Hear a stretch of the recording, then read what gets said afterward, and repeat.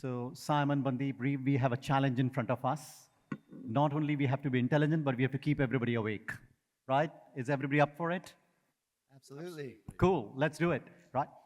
So just a quick show of hands in the room. How many of you have a stable coin? Like have any kind of crypto wallet?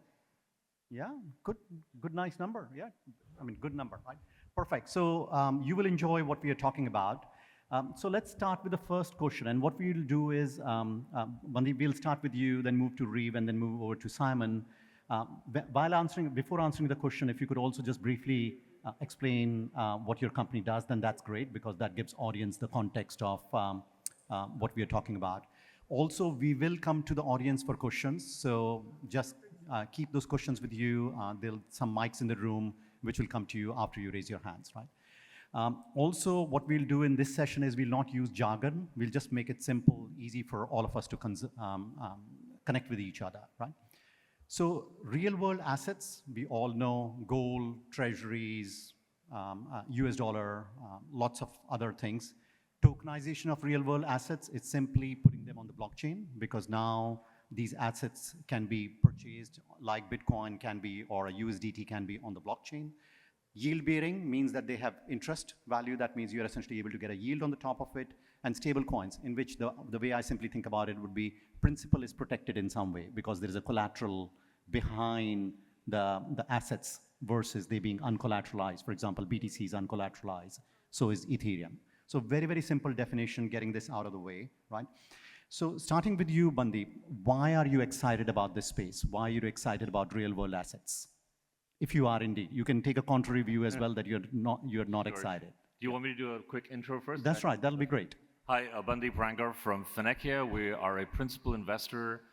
We are also doing generation 3 of the ETF industry, which is not just holding Bitcoin or Ethereum, but deploying the assets on yield-bearing activities, including DeFi. So we'll be launching the first DeFi ETN in the world, hopefully in the next few weeks. And we're working together with Reeve on this master project that involves stablecoins and yield-bearing assets. So why am I excited? Because I think that historically there's some opportunities that come up when there's a paradigm shift in the way we do things. If you look at the advent of e-commerce, it basically was precipitated by the infrastructure of the internet. And I think what's happening now with the blockchain infrastructure, it's preceding new ways to do commerce, and via that, new ways to generate yield. And those were just not possible before. Obviously, we can get into details over the course of the session. Yeah. Yeah. What excites you, Reeve, in this context?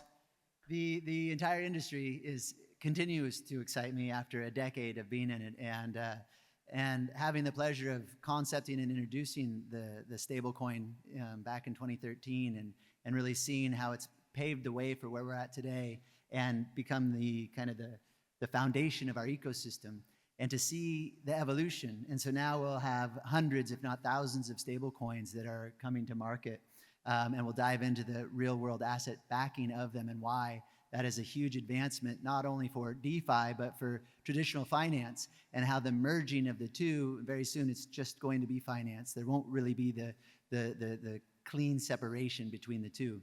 But stable coins are going to be the foundation of that, and they're going to enable the transition of all of these real world assets onto blockchain technology, which essentially just makes doing business more global, more efficient, and more accessible for everyone around the world. So there's a lot of things to be excited about the future, and all of the excitement around both RWAs and stablecoins and what they're going to do for the future of finance.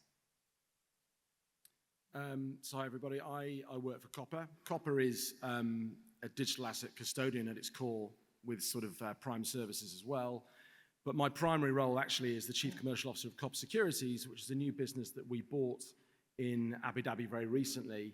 And the primary function of that, it's a traditional securities broker-dealer, which is quite unique in some respects for a crypto business to buy such an organization. The main reason being is we see the advent of tokenized securities and various other assets that are going to be tokenized in the future. And we wanted a way, it's a real cliche, but it's true, for our clients to sort of bridge that gap between traditional finance and the crypto ecosystem. And a lot of these new money market tokens, et cetera, that have just been created recently, we are going to provide our clients use cases to use those. So look, I think this is just the start of the tokenization journey and how, to Reeve's point, the traditional capital markets can really be transformed. And we feel we have a lot of the infrastructure to enable that transition to happen. So here's my challenge to the panelists, right? So everybody here in the room is sophisticated investors, right? They represent institutions, they run hedge funds, they run lots of other sophisticated institutions. And one of their job is to be skeptical, right? Because that's the reason people pay you for it, running family office money, to be skeptical, right? And the numbers get thrown around on RWA is always in trillions. Yeah, trillions of dollars, X will happen, Y will happen. Can you pick a use case? And when I say use cases, it could be treasuries, it could be gold. In your view, which asset class will be tokenized first, which they should worry about, they should care about, they should say, hey, you know what, let me understand and study it, and just go a little bit deeper why, right? I mean, and I think it's important because, again, we should respond to their skepticism even if they are not able to ask us very directly. And Reeve, we can start with you, go over to Bundeep and come to Simon. Yes. Sure. Well, which asset class was tokenized first was the dollar. That was Tether. We tokenized the dollar and enabled you to move money like Bitcoin globally, instantly, and for free. It's taken a decade for us to get to this point where most of the world accepts it or at least knows about it or interested in it. And now the technology is caught up because in the beginning, from the skeptical point of view, a lot of people are like, well, is the technology safe? Is it secure? Is it easy enough to use? It's getting there. The internet took 2-3 years to really take over the world, to touch everyone in the world. We've taken 10 years because this is the movement of money, not information. So the skepticism is real and it's valid. But when you're asking what are the assets that are going to be tokenized, it's the dollar. And what's the next easiest thing to tokenize right after that? Treasuries, basically dollars that earn yield. And then you just keep going up the level. Soon it will be securities and then real estate. But the challenge with securities and a lot of these traditional assets, why would you put them on blockchain? Like the dollar is easy enough use case because it was hard to move money around the world. But when you look at securities, you guys know this better than anyone. We have a very sophisticated engine in most countries to trade securities, and sophisticated investors don't need that extra oomph that the blockchain, that efficiency that the blockchain offers. So securities will take a little bit longer, and the regulations have to catch up. But that's why I think the dollars and treasuries, and then real estate, which is easily traded, but the regulations and just the paperwork involved with real estate transactions can be significantly reduced by tokenizing. So I think the tokenization of real estate is actually a better use case than the tokenization of securities for kind of the next things that are going to be tokenized. Yeah. So Reeves, your money is on the US dollar and real estate. Simon, what are you putting your money on? Again, I relate it back to sort of what we do on a daily basis. And I look at our business and look, we are a crypto business at its core today. But a lot of what we do, we view crypto almost like as a giant lab experiment. And I mean that with the greatest respect. And crypto is our lifeblood. But ultimately, by tokenizing treasuries and these new money market funds like BlackRock have done, Franklin Templeton and other organizations, this is the first step for actually tokenizing, traditional securities. Now, why would you do that? We can demonstrate with the infrastructure that we have at play today at scale. We've got hundreds of clients of hedge funds and asset managers trading in the crypto ecosystem on crypto exchanges and margining positions using primarily crypto assets. But when you can transform that and allow clients to start using yielding traditional securities, you change the whole landscape. Not only is it better for the incumbent clients, it'll attract new players, so new hedge funds and asset managers which have an affliction to holding crypto or frankly are not allowed to hold crypto, to then play in this market. Now, why does that matter? Not that I think that everyone has to trade and participate within crypto, but it then allows you to start to understand why it is a more transparent, more efficient, and ultimately better way for capital markets to operate. Just as an example, when we have our clients margining derivative positions versus exchanges, they're settling every 2 to 4 hours, not T+1, T+2, et cetera, et cetera. And by adding these new collateral types, again, they are traditional securities, that is the first step for the equity market, the bond market, et cetera, to become more and more efficient. Now, not for a second do I think that's happening tomorrow, but I think we're starting on that journey, and I think this is a big step forward for doing that. Bundeep, your thoughts on this? A few thoughts. So I think you're right about fund managers and investors having to be skeptical, because I think that one of the agendas for them is capital preservation. But equally important, if not more, is return on investments. And I think there's three shifts happening in the industry. One, I think there is a new asset class that's coming about, which traditional investors are getting acquainted with. Two, there's an increasing amount of new assets being generated from asset classes that were in so far until now very illiquid. And the advantage of tokenization is to create one, liquidity, and two, access, which will then tap into a whole slew of investors that could not buy tokenized T-bills until they were tokenized. And they'd rather hold tokenized T-bills and get a yield than holding a dollar. And the consequence of that is there's a new emerging asset class investor, which is specific to digital assets, right? So we're investors in a company called Wave, the digital assets out of LA, which is one of the top digital asset investors. I have a company I started in the UK which finances insurance premiums. It's funded by some of the top private equity firms, and its loan book is financed by some of the top investment banks. Insurance itself is a $1 trillion industry which most people have no access to, whether it's distribution, whether it's cash flows from annuity streams, whether it's insurance risk or reinsurance risk. I was in a car with someone called Jeremy Collar just a few weeks ago. In the private equity world, as you might know, the biggest exit for private equity is not by selling underlying companies or having IPOs, it's by selling LP positions to other private equity investors. And the top three players in that space are Lexington Partners, Collar Capital, and HarborVest. Now, collectively, there are about $100 billion of private equity interests that are sold to these top three players. That market, according to Jeremy, should be 10 times that amount. The reason it's not is the following. For those of you who followed the previous discussion on Bitcoin and the sort of weaponization of the US dollar, the global currency today is still the dollar. 88% of all trade is the US dollar. And a vast majority of the retail participation in equities is from the US, so it dovetails the US dollar. In the private secondary markets world, unlike stocks, which have 60% retail participation, private secondary markets have a 3% retail participation. And that's through wealth managers and private banks, not direct participation. If you unlock that, you unlock insurance assets. You could have people sitting in the Philippines or Hungary or Mexico accessing the same capital instruments that an investor would have in New York or Montreal.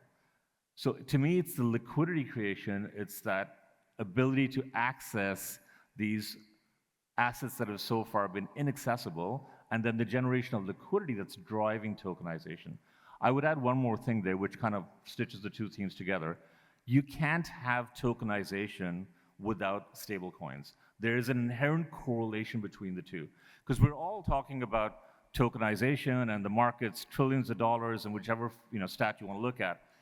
But the point is that just creates a fractional ownership. That's like saying, I registered a company and it has shares. Well, whoop-de-doo, it doesn't mean shit, sorry, unless someone's going to buy them, right? So if you want to buy these tokenized assets, you need a stable coin. The oracles can set the price of real world pricing with the on-chain asset or the on-chain data of that asset, but you still have to buy them in a currency that the world recognizes. And going back to the previous discussion, 88% of the world's trade is in the US dollar.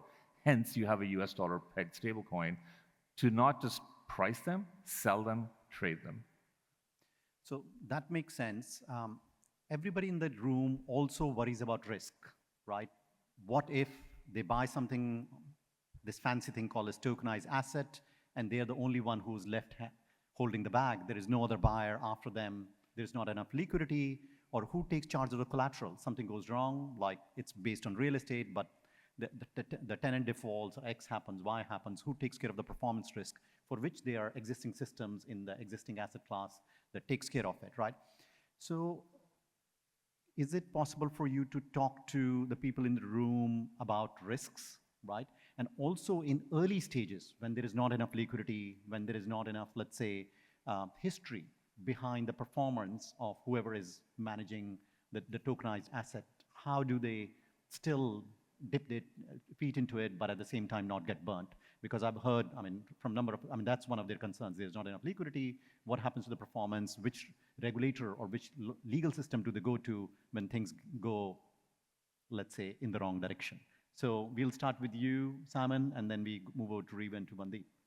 I mean, look, I think a lot of that depends on your own due diligence of what you're purchasing or whatever. I mean, again, I will speak to the things that we're dealing with the most at the moment, aside from stablecoins, that is, and they are these tokenized money market funds. And I think everybody in this room would be pretty comfortable holding a tokenized money market fund, which is run by BlackRock or run by Franklin Templeton or run by these huge organizations. And I don't think it's going to stop there. I think, you know, even Legal and General announced yesterday they might be doing the same. So I think all global asset managers, banks, et cetera, will continue to create these sort of products because ultimately they are going to be the sort of tier one collateral of the future.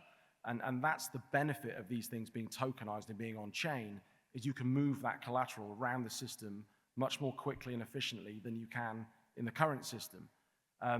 So I think there's much risk when you're dealing with those sort of organizations. And ultimately these are securities. They are regulated by the SEC, et cetera, et cetera. The assets that they're holding are short-term T-bills, reverse repo, and so on. So they're custodied at big custodial banks in the US and so on, just as everyone operates in those securities today. So I don't think there's much risk in those inherently, but as you obviously go down or go up the risk curve, then things start to look a little bit differently. But I'm not sure we're quite there yet at an institutional level, and that's why I think it's important to take these sort of small steps, make sure that everyone's comfortable before we move on to the next thing. Yeah. And also we have entered into a new era. When you think about having myself up here on stage, I'm a true crypto person speaking at a financial conference. And so when you talk about risk, you also think of the years past where it was a lot of gambling, or let's say 90% gambling. People are trying to invest in technologies and ICOs and different tokens and DeFi protocols, but it really was gambling because they didn't have any information. The advancement that we're making is bringing in the traditional side through RWAs. So now that people are comfortable with tokenizations, and if you think about it, we attempted this in 2018 with the STO, the Security Token Revolution. An RWA and an STO is identical, it's just a different term, 6 years later, because the technology's caught up enough where the regulations there, the security of the wallets and the ease of use of the wallets are there, that the traditional people and the larger investors can get involved. So that bucket of risk that's typically associated with crypto is kind of associated with a different type of crypto. So now moving forward with this onslaught of RWAs and these assets being tokenized, it's a different type of risk. The risk that you're going to experience is the same risk when you work in any startup industry or with banks. There's lots of risk there. This is just a new technology that's going to increase the use cases and the yield on the things that you used to do in the past, and it makes it more efficient. It's the jump from traditional mail to email, and now it's the jump from traditional finance to the future of finance utilizing blockchain technology. That level of jump is what this new technology is offering. And so it's just moving really slowly, but it's getting there. So I don't think the risks are going to be any greater than they are in the traditional world. You just add in some technology risks because the companies that are going to be playing in this space are going to be regulated. Look, every new industry has those sort of teething troubles, right? But that's also where you have the advantage of concept and time arbitrage. If you look at the hedge fund industry in the 60s, it went to the same thing. We're listing our ETN in Vienna on the Vienna Stock Exchange. The Queen of Austria set up the bond exchange because people were illegally trading this in coffee shops. I bet if you asked Reeve when he started Tether, people would probably have said, who's going to buy this stuff? Like, who's going to buy? Well, you bought Bitcoins. There was a thing called local Bitcoins where you had to call someone up and they'd meet you in a coffee shop and you'd sell them, you give them cash, they'd give you Bitcoin. Literally, that is how Bitcoin started. That's true. Right. And Tether today is what, $110, $115 billion, the most profitable company per person. There's enough liquidity there. So do we want to wait till the markets get liquid, by which it also means they become very efficient? Or do you want to capture that inefficiency now and make the most of it while it's still a nascent industry? That's the real question for investors. Super. So everybody here in the room is also used to markets being geographically located in one place. So if you want to buy tech stocks, you head out to the US. You want to buy metals, you head out to London. You want to buy Chinese securities, exposure to China, you head out to Hong Kong. For tokenization, where should they go? Which is the best regulatory environment where they would be safe, probably within the constraint, they'll have the best markets for them to trade, buy and sell, and hold? What would your recommendation be? To be honest, I wouldn't have a clue. I mean, The lawyers don't have a clue either. Right. yeah. That's a problem. Yeah. Or which country has the best regulatory framework where the markets will develop the most? I was going to say, look, there is a real big reason why a lot of folk in this room are, relocated to the UAE to set up crypto businesses and tokenization businesses, and that is because of the frameworks that have been put in place by VARA, by the FSRA, which is the entity we sit under in Abu Dhabi, and they're very forward-thinking and provide a rule book and ways you can engage with the regulator in a much more proactive way than perhaps you can in other jurisdictions. So there's good reason for that, and that's why this area is thriving, and I think it's going to continue to do so. I think there's like 3 categories there for me too. There's one that are no-go areas because they just don't have the regulations, like India and China are probably there. To me, then there's a second one, which is they have regulations that are potentially progressive, but they don't have the mindset. So what you read on paper is not what you experience when you're there, and probably Singapore falls in that category in some ways for me. The UK probably a bit too right now. Then, and the US for sure right now. Then there's places that are both progressive on paper and in mindset. To me, that's the most important bellwether. The UAE obviously is way up on that list. I think also the Caribbean triangle of Cayman, BVI, and Bermuda are pretty good. And there's an emerging sort of conformity between mindset and legislation in Europe under MiCA. But it's still early because it's going to be live next year, so we'll find out more. Thank you very much for that. So now we'll go to people in the room. If we could dim these lights a little bit, and if the lights can come up, and we can see whoever wants to raise their hand. If you could tell us your name and the company that you represent and whom you're directing the question to, then it's easy for us to, so I can see a question there. Is it possible to bring the lights up in the room? Then the panelist is able to see everybody. Good afternoon, Charlotte. Paxos International, we issue a yield-bearing stablecoin from the FSRA framework in Abu Dhabi. Today we are talking to institutional investors. I don't know if everyone knows how stablecoin work, but I would ask the panel today, how do you see in the future the difference made between non-yield-bearing stablecoin and yield-bearing stablecoin, and how will this drive acceptance and usage across the institutional investors? Reeve, you want to take that? Yeah. Sure. If I heard the question right, it was how do we see the differentiation? Yeah, yield-bearing versus non-yield-bearing. And it's a great question because stablecoins are meant to be like cash and spent. You don't really expect getting a return on your cash. Now, if you want a yield-bearing stablecoin, that's going to be more in an investment bucket. So I do see the utility of them kind of splitting. Like people are going to want investment that's fairly low return and low risk, and then they're actually going to want to transact with the stablecoins. We are rolling out a non-yield-bearing stablecoin, but where the minter actually gets all of the yield. And what that does is it incentivizes the minter to be the distributor and really push it out.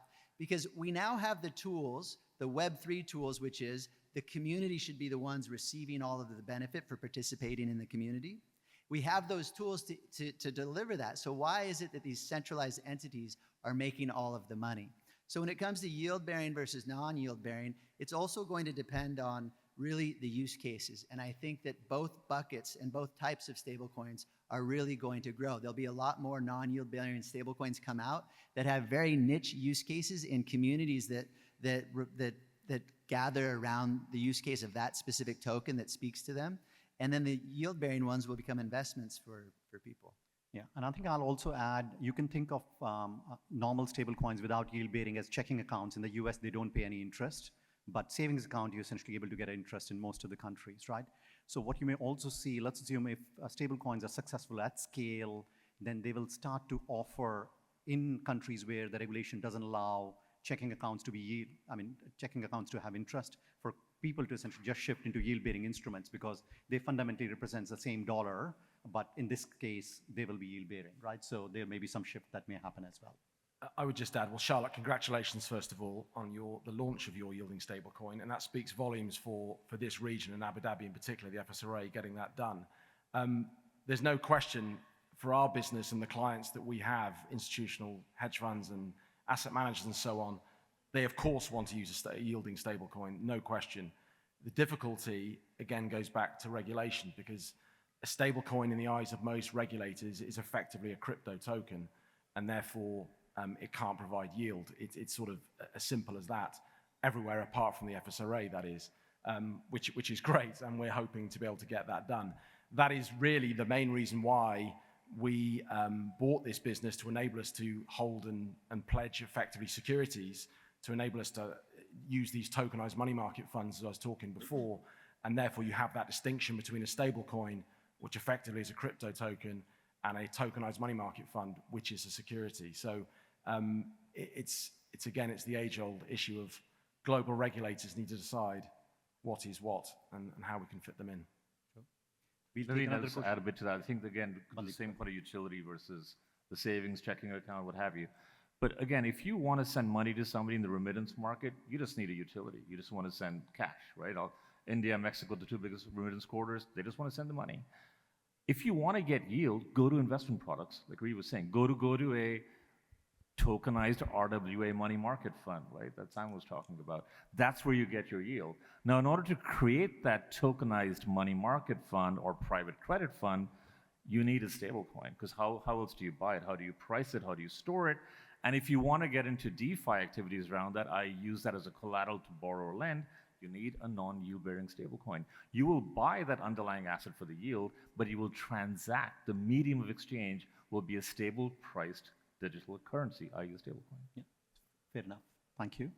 We can take maybe 2 more questions. Anybody else? Hello, my name is Roy. I'm building on-chain derivatives. So my question is, we are all talking about real-world asset tokenization, etc. But I always think a little bit far ahead. So I'm thinking already about on-chain derivatives. I'm not the traditional derivatives like future options, like OTC derivatives, grave default swaps, interrate swaps, total return swaps, even new design, new financial products like, for example, impermanent loss swap, right? So my question is, how far or how close are we to get to this point to bring the quadrillion-dollar market in traditional finance on-chain and also improve on that and design new financial products like complex OTC derivatives at the hedge fund and investment banking level? I'm not 100% I got the question properly. I think it's a question of how far are we in bringing these non-tokenized real-world assets and the trillions of dollars on-chain and create tokens. Do you want to take if I understood the question correctly? Yes. Yeah. So, I mean, I think the answer is twofold. Is there a propensity to tokenized assets? Yes.